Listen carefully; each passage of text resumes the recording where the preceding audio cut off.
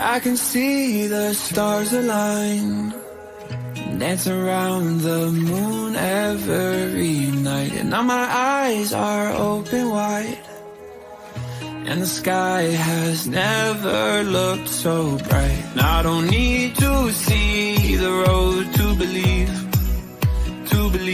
yeah. 'Cause this is where I'm meant to be, I believe.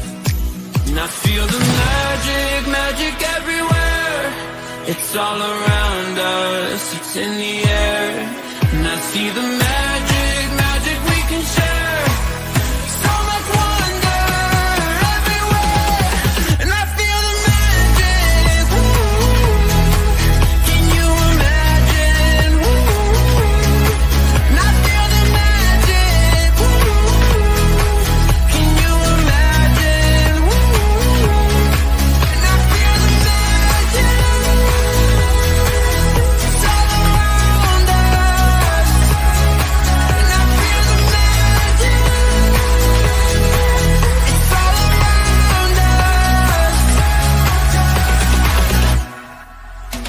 There's wonder on this winding road in front of me, yeah. 'Cause I'm right where I'm supposed to be. And I feel the magic everywhere. It's all around us, it's in the air. And I see the magic we can share. So much wonder everywhere. And I feel the magic, can you imagine? And I feel the magic, can you imagine? And I feel the magic,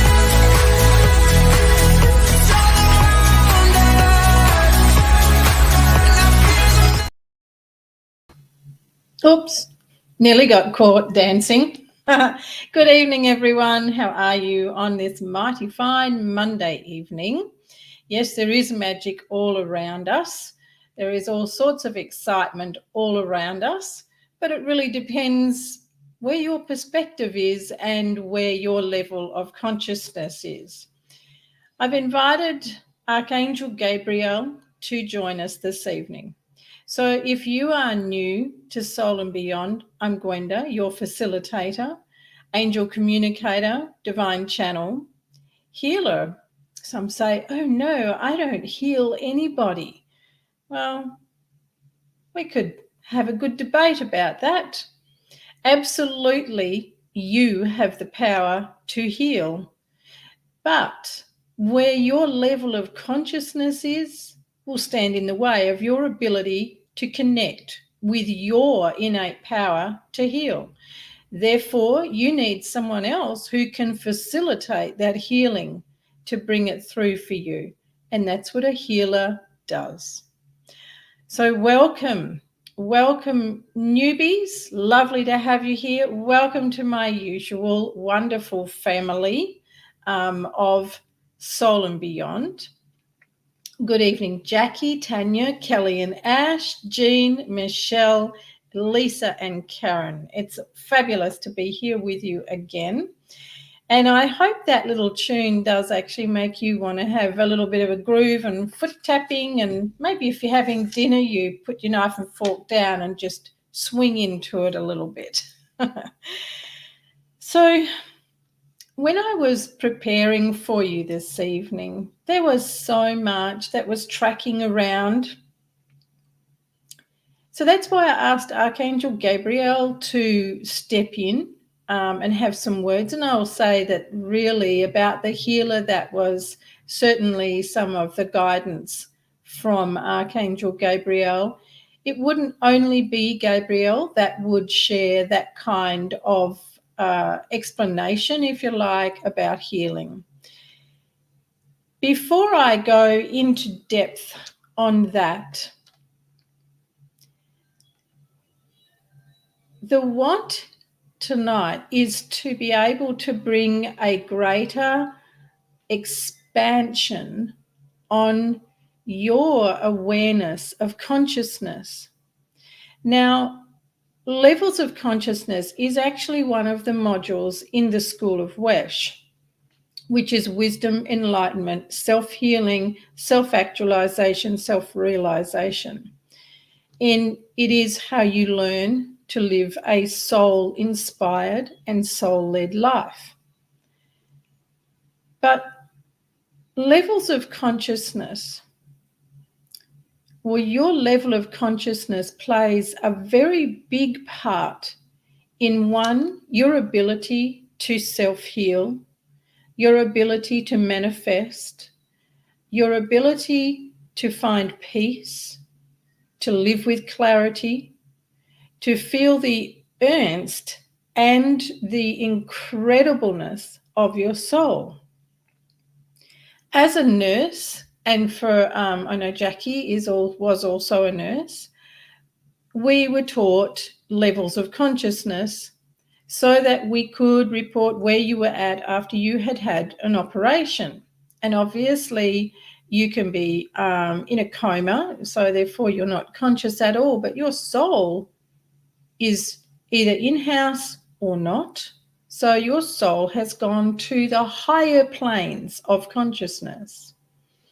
But when I talk about consciousness today, I'm talking about where we are at in our level of soul consciousness while living in this realm that is dominated by the mind. And it is dominated by the mind because of the deliberate conditioning that is placed upon us from the time we arrive and even before we arrive. Now, some of you will have heard me talk about this before, and I know Michelle reached out after one of the sessions and said, even though I've heard it before and in the healing and forgiveness workshop, even though I've heard it before, I heard different things today. And that's because there is a shift in awareness, consciousness. So if we look at the teachings in yoga that are very much around the nadis and the chakra system, if we look at a lot of modalities in healing, they will reference the chakra system or chakra, whichever way you want to say it. Mandy, hello and welcome. It doesn't matter what your awareness is of the chakras. What matters is your awareness of yourself. Now we can go and find, oh, Linda Gold, good evening and welcome. We can go and find all sorts of fancy words. So there's a new one out at the moment, resonance healing. There's another one, intellectual science-based healing. You know, hear how much I love that. And that really aligns to the soul, not. And using these big fanciful words sounds so impressive, right? And it's used for that reason, to impress upon people who are driven by their mind so that they can get their head around it. Well, that tells me that their head is in the sand, and it's certainly down around the minus mark when it comes to consciousness. Well, let's turn that into something nice. What it really means is they have a need to be able to understand what it is that is being presented to them, and therefore use words that they can relate to. There you go. There's both sides of the coin. And that's truth in both sides. Remembering truth is one of my biggest foundations.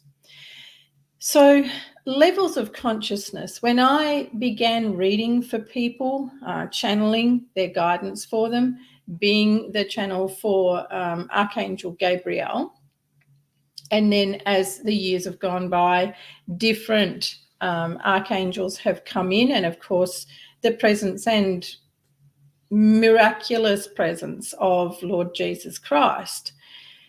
I've also met Lao Tzu, who is responsible for the 10,000 things of no thing. And if you haven't read about Lao Tzu's teachings, it's really something to have to spend a lot of time digesting it and reading between the lines. So you'd be saying, now, where would you put that, Gwenda, in consciousness? Well, the lesser level of consciousness you're at, the more difficult reading his musings are. In saying that, there are some of his writings that even the higher levels of consciousness would turn into a whole different meaning because of their level of consciousness.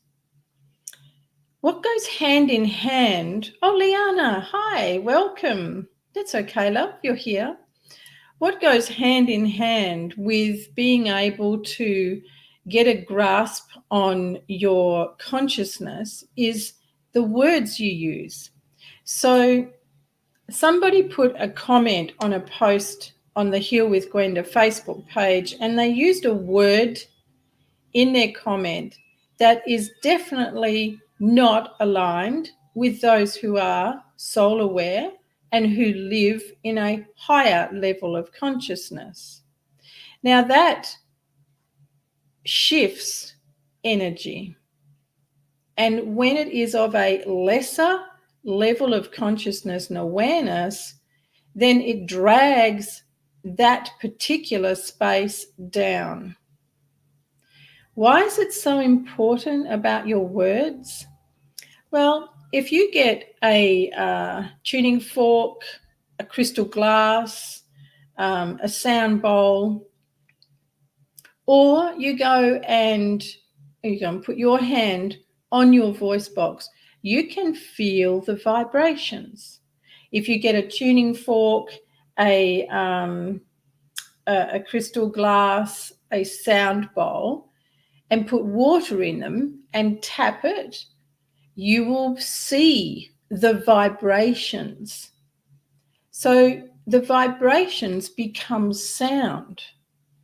Just as when you place your hand on your voice box, you can feel the vibrations. Now, if you were to do that when you're angry or upset, frustrated, anything like that, or you're having a conversation that is very much in an earthbound consciousness, no matter what excuse people want to put to it, and I'll get to that, you will feel the change in your vibration.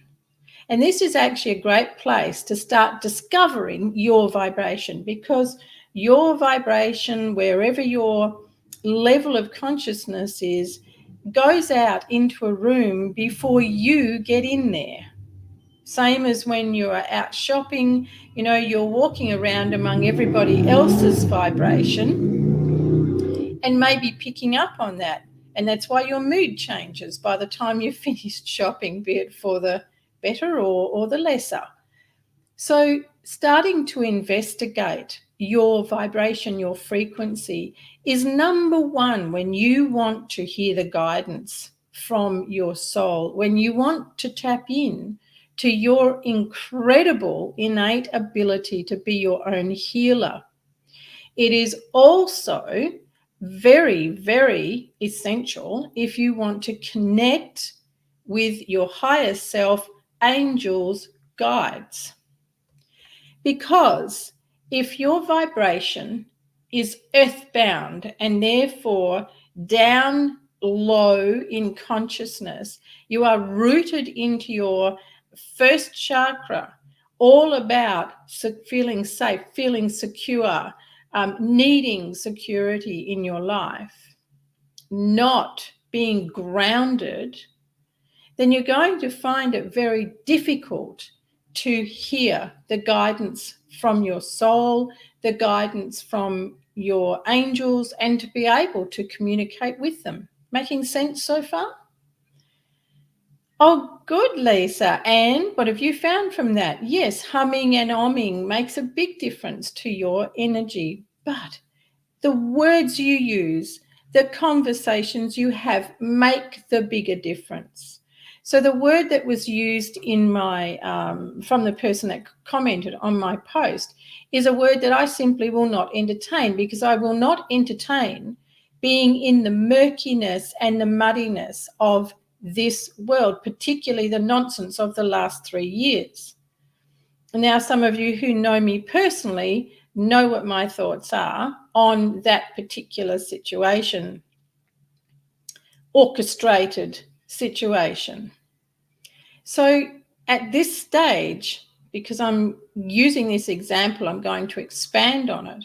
At this stage, here we are 3 years on, and to use the word about that, and please don't write it in the comments, to use the word about that orchestrated demic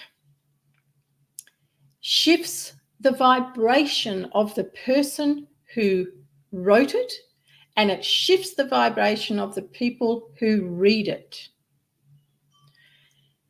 Only when you sit at a higher level of awareness, and that is not to be derogatory, right? It is not said with intent. It is said from someone who teaches and understands levels of consciousness.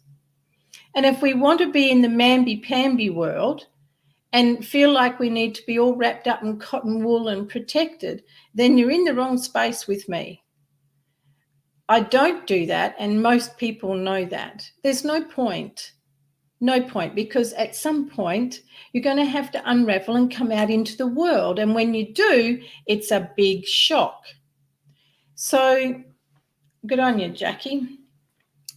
So to be aware of the vibration in your own throat is a fantastic tool for you to use to know where you are sitting with your own level of consciousness. And thanks, Liana. Love you back. So when I used to read for people way back in my early 20s, okay, relevance for that. Sorry, I'm listening to something that they want to have shared. Oh, right. Even before I was reading publicly for people coming to me, I had friends of friends, family friends come to me in cases of emergency. And the one that I'm being asked to speak about, and I'm going to wait for some of the guidance on that as well, was my cousin brought her husband to me. He had had a very serious motorbike accident and let out of hospital too soon with all sorts of brain injury, head fractures, loads of fractures. He had lots of pins and plates and screws in his whole body. He was in a bad way. But ever since waking up, he would speak a different language and he wouldn't recognize his wife. So the medical fraternity assumed that this was part of the injury, the shock, the brain damage that he had experienced. And also because they had to wire his jaw shut, they assumed that what he was saying was just noise. But when they unwired it and he was able to get some movement in his jaw, he was still talking in this foreign language, a language nobody could understand, and he certainly didn't speak it beforehand. Then he started to talk about the other people in the room. Then it escalated to the voices in his head, and the voices in his head wanting to harm him. So once again, the medical fraternity, without any understanding of spiritual stuff and the danger of wandering souls wandering into a body that is half owned and half not because of trauma, because of shock. They then diagnosed him as schizophrenic and, of course, wanted to medicate him. The things that had hold of him were a lot stronger, and they made sure that he could not take those meds. My cousin brought him to me and asked me to please help him. So, yeah, that's right, Tanya, it's their only go-to. So they have their place, of course, and an important place. So I met with them this particular day and I spoke to 5 different entities, spirits within him. It was scary for me. I was only 20 at the time and pregnant. So a lot going on. These things had a really strong hold on him and he was too weak to be able to push them out. So you see, what they see is what looks like an empty house. So some of them were actually arguing between themselves about who was going to take this body, not this body, his body, as its new host home. And because of the trauma, because of the injuries and the horror of the accident, he kept getting in and out of himself. Remember, he'd been in a coma, so he'd been getting in and out of himself. And unbeknown to him, these other things took liberty of going, well, I'm going to take that over. And that's what happens. Now, there are a few, only a few that I have come across, so-called very spiritual people, channels and so forth, who will say that, oh no, that's not a spirit or an entity, that's a part of him. And I call that absolute BS. A part of yourself would never want to harm you. A part of yourself would never want to harm someone else to the extent of death. And a part of yourself, being your soul self, would never want you to take your own life. So, absolute garbage to that. Why is this important? It's important because when you are looking at living your life in a way that brings you deeper, richer clarity, accessing these incredible abilities you have, you need to understand what it is to raise your consciousness and therefore know what it does with your consciousness when you talk about things that are of this systemized world that have been deliberately constructed to destruct you. Start to use that tool and check in with yourself and see where you're at. You can hear in your own voice when you speak with love, when you speak with affection, with confidence, or if you're speaking of out of anger, fear, anxiousness, right? You can hear it, but you can feel it even more. So you can feel it into your body. To raise your consciousness means being able to harness your mind and stop getting involved in the junk that is put before you as being real. If you want to have a private conversation with me about this because your mind's going, well, hang on a minute, there really was something around, you're very welcome to do that. And I'm open to your thoughts, your understandings of it, and what my hope would be to help you see beyond the illusion, beyond the nonsense. And why would you want to be interested in that?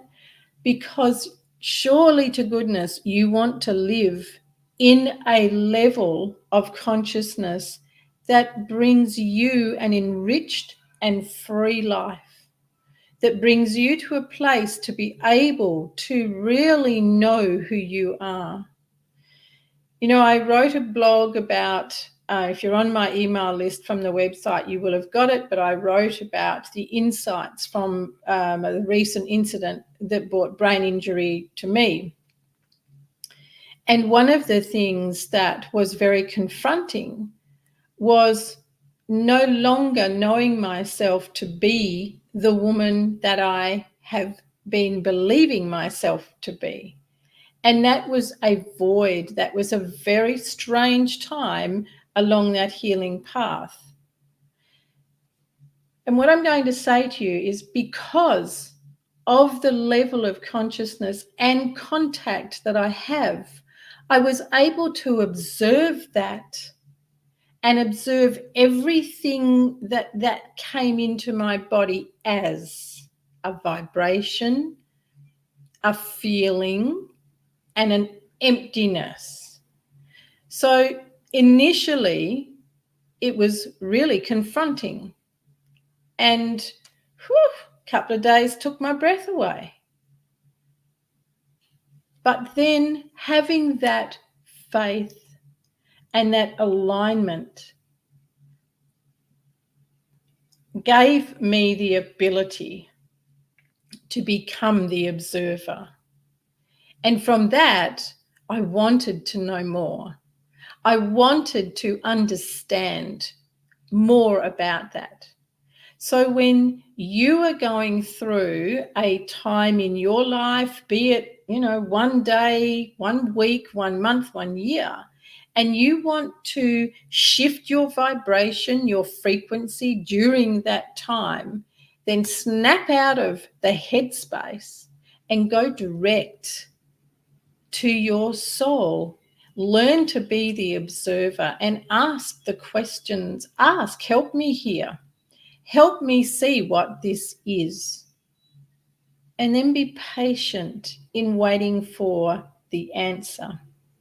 So back to my cousin's husband, dealing with those things that had come to him was nothing short of incredible. And sadly, we didn't win. They did. So that was a very early learning curve for me in many ways. The conversations that he would have, the conversations that those other spirits and entity would have with me were mind-blowing, absolutely mind-blowing.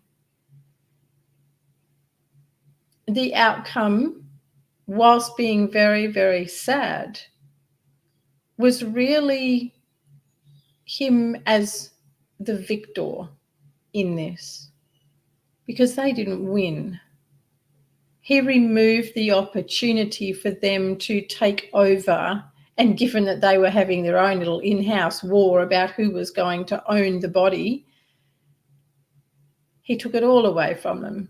So they didn't win, and he went to a far more peaceful place. Then I'm going to fast forward it to people coming to me for guidance. And this is all around consciousness and awareness of words, an awareness of your thoughts and the conversations you have. So early days, people wanted to know, is he the right one to marry? Should I divorce my husband, my wife? How many kids will I have? What will they be like? Will they be successful in their life? Will they have any health problems? Oh my gosh, if they do, am I going to be able to manage? I don't know that I want a child that's got health problems. Should I buy the pink car or the polka dot car. I don't know if I should get a 4 or a 6. I'm looking at buying a house. Should I get the one that's got the picket fence around it, or should I get the one that's just got the big tree? I'm deadly serious. This is the kind of stuff people wanted to know.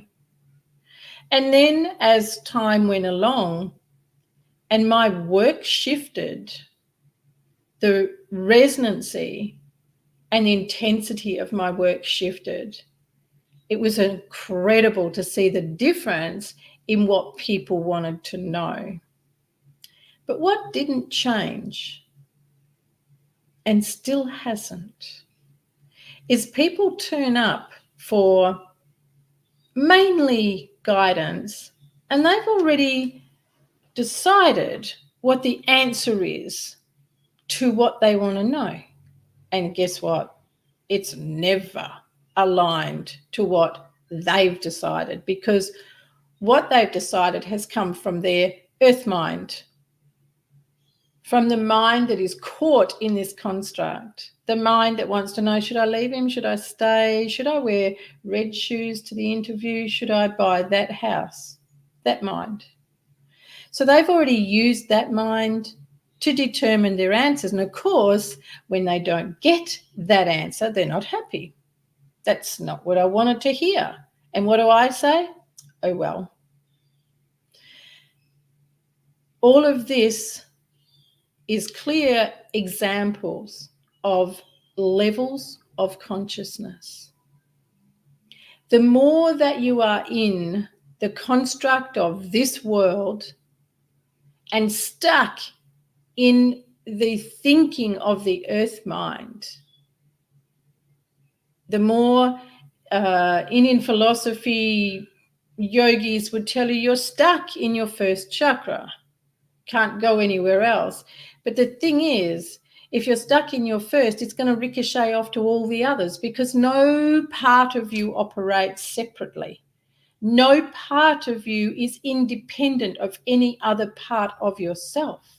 So if you are firmly entrenched in the low vibration of this world, therefore base, first chakra, then there's no way for you to move in consciousness until you learn to shift that and release it. So you would come to someone like me with a very open mind and willing to listen. That's the other thing I find. Because people have already made their decision on the answer they want and the outcomes they want, they miss the messages. Low vibration, low consciousness.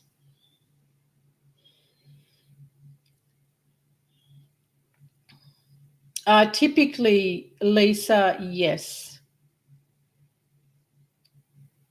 When a child is diagnosed with schizophrenia, it can have past life reference. It can be historical ancestral reference, but there is always trauma.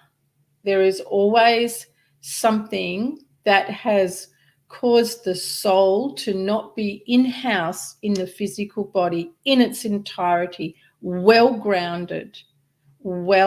grounded and centered. So it leaves room for unwanted visitors who are like what do you call those people that take over a house that's empty? Squatters. That's it. So you get these squatter spirits and entities. And when you have a mix of both, oh my gosh, that's horrendous. I know a young man here in Perth who, through circumstance, became overpowered by so many entities and spirits nobody could keep up. And it was because of a particular thing that he did that caused his soul to be extrapolated from his body, and he essentially being an empty house. Now I'm going to add on here that sometimes there are really low-level consciousness aware people who think it's fun to play with spirits and entities. People who think it's fun and it makes them notable to open portals, to communicate with other beings, other life forms, opening themselves up for such extreme damage that it's not funny. Such little awareness, low levels of consciousness. So if you are wanting to know how to be more aligned to your soul, it is vital that you become more aware of your soul. And in that, more aware of the words you speak, the conversations you have, and the words you reference. If I put it in a different way and say, if you spend your time watching horror movies, you're inviting trouble. You are sending a signal out there that says, bring it on, show me, let's have some fun. And oh my goodness, the party will start. Most people that watch a lot of horror movies find they can't sleep properly, they have nightmares, and they wonder why. Oh, really? You know, these sort of things make me go, oh, you give me a headache. So if you watch something that is a documentary on the incredible things that are in the earth, that are around the earth, you actually shift your vibration and you tune into, without knowing it, you'll tune into that consciousness of the earth. And you then become a beautiful vibration that assists the earth. Because think about it, when you watch something that, you know, it invigorates you and it invigorates you with awe and wow, and you feel, how do you feel when you're like that? Well, that energy is huge and it meets out there somewhere. It could even be a few blocks away from you or even a few houses away from you. And you'll make a difference. But if your conversations are all about what the government's done, hasn't done, what the council done, hasn't done, what your neighbour's done, hasn't done, well, you're up the creek without a paddle before you've even got off the shore. And you're firmly entrenched in an energy that suffocates the soul. So coming into a place of higher consciousness is what your soul yearns for. If you looked at this lifetime as a playground you've got, and what a whole lot of opportunity of new friends you've got or not. So if you considered everything around you and in your life as a playground, where would you spend the most time?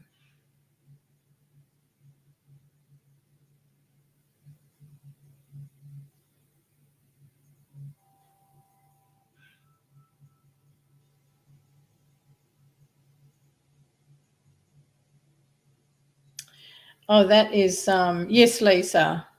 Yes, that's something similar. Yes, Tanya.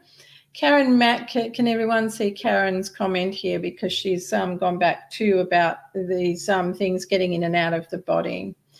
So she did some soul retrieval around this, and yes, it comes about through being drugged big time. Anything that shifts your parameters of being able to be in control, and I'm not using that word as in I want to control things, but owning your body, owning who lives in your body. And as Karen is saying, she'd go to bed and she would recite her full name and saying, I was the only one that resides here within, and then call on God to clear all that wasn't. And that is spot on, Karen, spot on. Well done. And so glad that you had that insight to do that. So back to our playground. So just imagine, think of all the things you know of that exist for you in your life. What does that playground look like? And where do you want to spend the time? Because no doubt, in all playgrounds, there are mud puddles, there are holes, there are rocks, there are things that trip you up. So where are you spending most of your time in your playground? Oh no, I'd be on the swing and on the whizzy dizzy thing and the slide and on the green grass where I can roll around and laugh and do long table lunches and sit and talk to people about the soul. I'm not interested in the murk. Now, I'm going to just clear something here for a few people that have conversed with me on these things personally, and I will clarify because authenticity, transparency is very important. So Kelly's just saying that makes so much sense. I feel a sensation of frustration, discomfort when people are talking about the problems in the world, like I don't want to hear it. Yeah, it does depend on how they share it too. Absolutely, Kelly. So Kelly and I had a conversation about 3 years ago, I think it would be, Kelly, and we were talking about what was going on and what was coming. And we had, around that topic, we had an up-level conscious conversation. We did not have a conversation in mud and playing into that playground and letting it sap the life out of us. So you can, as Kelly says, the problems in the world, I mean, how do they know? As I've said before, how do you know it's a problem in the world? Are you there, or have you got someone who can literally tell you, literally, second by second, what's going on? Because otherwise, how do you know? And what Kelly's saying, I don't want to hear it. That's right. Does depend on how it's shared. Absolutely. Yeah, it is, Jane, isn't it? Cool, Tanya. Nice place to be. Soul retrieval, Lisa, what Karen is talking about, and soul retrieval is where the soul has been bumped out of the body through trauma, through being drugged. Medical drugs cause a lot of problems for the soul. It gets in and out of the physical body. So you retrieve it. You go and bring the soul back in so that it is completely grounded and it is centered into the physical body. And that's what soul retrieval is. There can be times where the soul has been fragmented. Again, it's usually through tremendous shock and sometimes medication. So it's bringing the soul back. Trees and water and lawn, yes. But what's under the trees? What's on the lawn? What's going on under the trees? And what's going on the lawn, Lisa? So being very aware of where you're at in your consciousness makes a huge difference to your ability to heal, whether you come through someone like myself, whether you go and use a practice such as yoga, Tai Chi, Qigong. These things are wonderful for opening you to have that closer awareness of your soul. And there's something to consider. For myself, I must say that weight training was my greatest go-to. I found amazing stuff about myself through heavy weight training, not powerlifting, nothing like that, but heavy weight training. And that brought me to some very deep realizations in my own consciousness. You're welcome, Lisa. So looking at the way that you live your life, the conversations you have, If, for example, you growl about the housework, so let's face it, ladies, there's never a shortage. Sorry, Ash, but there's never a shortage of housework. You know, back in the day when the lady stayed home and that's what she was, a homemaker, home carer, she never sat around. Not back in the day, they didn't dare. And the house was always pristine. Now, the attitude these days is very derogatory towards the women who live that way. But what I'm talking about here is that if you want to complain about the housework, about the washing, about having to do the dishes, then you are in that lower vibration of consciousness, because there is something to bring expansiveness even out of doing the dishes. There is an opportunity when you are hanging washing or bringing washing in to experience an expansion, an aha moment, to actually hear guidance or to receive a beautiful burst of healing energy. It all depends where your consciousness is. So begin to get used to use the tool of feeling the vibration of your voice box. Anytime, whatever the emotion is, go here and check it and use that tool, become aware. Let yourself start to immerse into your body and feel it. See what is there that can bring you opportunity of greater consciousness, greater awareness. And I'm just going to say, remember, when you get up to those pearly gates and that grumpy old St. Paul says, yeah, no, you're not coming in. You've got to go back and do it again. Oh my gosh. How many times will you wish that you had thought about washing those dishes at a different level of consciousness? Hanging that washing, being present, hanging the washing, taking in the scent, the smell of either the washing, the trees around, listening with greater ears to birds singing, the trill of crickets, bees humming by, water running. You can even hear your own heartbeat. What would be better than to rock up to St. Paul and go, you know what, I knocked it over this time. I caned it. I'm coming in the gates. And him going, oh, yeah, okay. Rather than, no, you didn't make it. Now, I'm not, yeah, Tanya, agreed. Remember, this world is not about perfection. You are a divinely perfect soul. However, you put your hand up like me. Yep, no, I didn't. I got sent. You put your hand up to have this experience. So why not make the ride worth it?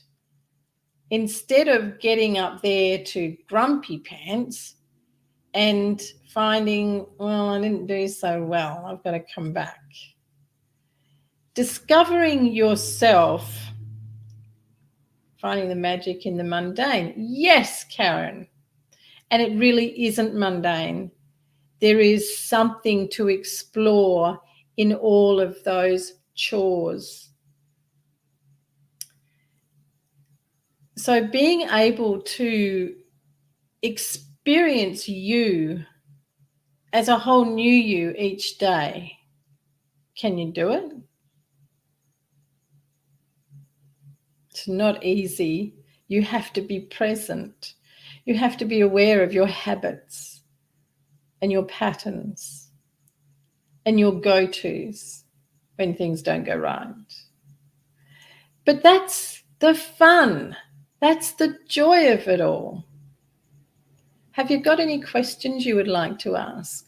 Oh, that reminds me, for my Perth people and nearby or WA people, for all of you, you could fly over from the east. bookmark the 24th of April, and I will be facilitating a channeled meditation followed by question and answer, spiritual question and answer time. And I'm really excited. The venue is called the Alchemy of Life. It used to be Gloria's Place out in Brigadoon, and I'll be there for the evening. It's arrival 7 p.m. and we will finish at 9:30. And I'm really excited about that. So, and who knows, it could kick off on some other wonderful things of guided meditation followed by spiritual question and answer time. The post for that and tickets for that will be promoted on the Alchemy for Life, Alchemy of Life page. They will also provide me with a link for that. So I'll have that hopefully next week, and I'll also be promoting it myself. Keep an eye out for that. It's going to be a fabulous evening. well, he's grumpy with me when I turn up to find someone who's in heaven and their loved ones want to speak to them, and I have to stand there and talk to him, Lisa, and he's grumpy. He always says, "What do you want now?" Yes, Mandy, and you're only just down the road, love. It is going to be fabulous. And Liana, I think there's a retreat coming up. You know, girls, I think there should be a retreat. You're welcome, Jackie. Feeling I entertained low vibrations today. I complained about my neighbour as well with the way I'm being treated, with false words with my own housing. Oh, I need to turn that vibration around, Karen Mack. And yeah, Tanya, it's going to be awesome. Come visit us, Karen. Yes, Mandy, I know. These things take time, you know, in amongst, yeah, Karen, we'd love to have you in amongst, you know, writing journals and doing all sorts of things. It is about early time. Yeah, me too. Love a good retreat. So thank you, everyone. Thank you for the fun this evening, and I hope there's been some great insights for you. Exciting things. Again, 24th of April, bookmark it in your diaries. Love to have you come on over. Tanya, you're going to come over for a retreat, Michelle. I know. That's what you mean, isn't it? Thank you, Kelly. And Ash, thanks for being in. Glad you enjoyed it. Tanya, I have actually been toying with that idea, and it's just a matter of looking at the calendar and working out for what and where. Tanya, whereabouts in New South Wales are you? What part? You're very welcome, Jean. Thanks for being here. I'll look forward to seeing everyone again next week and see where we come from. So I said that I had called in Archangel Gabriel tonight. The channeling is different.